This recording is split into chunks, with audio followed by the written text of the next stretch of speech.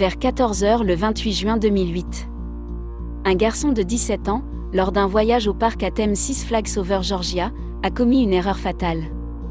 Pour des raisons inconnues, il a escaladé 2 clôtures et est entré dans une zone de circulation restreinte, et a ensuite été décapité par un train qui passait. L'horrible incident a fait la une des journaux dans tout le pays. Mais ce n'était pas le premier à se produire sur les mêmes montagnes russes. Batman, The Ride est une montagne russe inversée en acier reproduite dans plusieurs parcs Six Flags à travers l'Amérique. Fabriqué par le fabricant suisse de montagnes russes, Bolliger & Mabillard, il se compose d'une piste en acier d'environ 820 mètres, 2700 pieds, de longueur. À l'époque, il s'agissait des premières montagnes russes inversées au monde, un nom donné parce que les trains pendaient de la voie, plutôt que de rouler dessus. Les coureurs étaient attachés avec des harnais sur l'épaule et terminaient le trajet avec leurs jambes pendant au-dessus du vide. Au départ, il n'y avait qu'une seule version de Batman, The Ride opérant à Six Flags Great America dans l'Illinois. Cependant, une fois que le concept s'est avéré un succès, la direction n'a pas tardé à approuver des clones du manège, pour 6 autres parcs Six Flags à travers le pays. Le clone de Six Flags Over Georgia a ouvert ses portes en 1997, ce qui lui donne un peu plus de 10 ans à l'été 2008. C'était la session d'été, Kezia LaShawn Ferguson et ses parents sont venus au parc, dans le cadre d'un voyage organisé par leur groupe religieux local. Vers 14 h, Ferguson et un autre garçon sont entrés dans la zone réglementée sous Batman, The Ride. Il existe des rapports contradictoires sur les raisons pour lesquelles ils l'ont fait. Certains témoins ont affirmé que Ferguson avait perdu un chapeau en montant sur les montagnes russes et essayait de le récupérer. D'autres ont affirmé qu'il voulait toucher le manège ou attraper le pied de l'un des coureurs alors qu'il passait au-dessus de leur tête. D'autres encore ont émis l'hypothèse que le couple prenait un raccourci vers l'entrée du manège, afin d'éviter les files d'attente.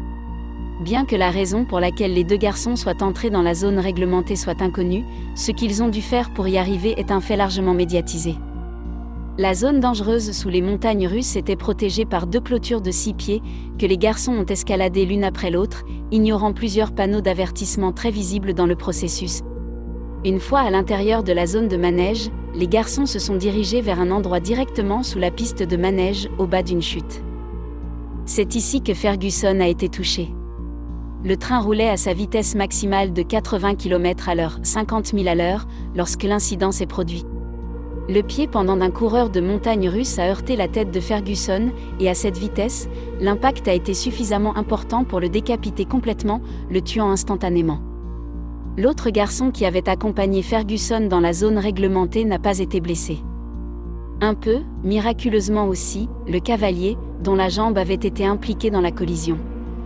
Immédiatement après l'accident, le manège a été fermé le temps qu'une enquête soit menée.